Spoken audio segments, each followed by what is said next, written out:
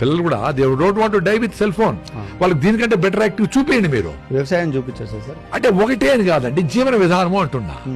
వ్యవసాయం ఒక అరగంట చేస్తారు. ఈ ఫ్యామిలీ హెల్త్ టాప్ ప్రియారిటీ కదా. అది కార్పొరేట్ చేతుల్లోకి వెళ్ళిపోయే స్టేజ్కి వచ్చింది. అంటే మందులు, మాత్రలు, ఇంజక్షన్లు, టెస్టులు, హాస్పిటల్లు, మిషన్లు, సిటీ స్కాన్లు, ఎంఆర్ఐ స్కాన్లు, అదేందో చూపించి అరే ఆ భయం లేకుండా నువ్వు పరిగెత్తి కొంచెము సంగతి జోనోడు తింటే మీరు 6 నెలలు 3 నెలలు అందరూ రెడీ అయిపోతారా స్వామి అందరికి అని చెప్పాల్సిన బాధ్యత అందరికీ ఉంది కదా.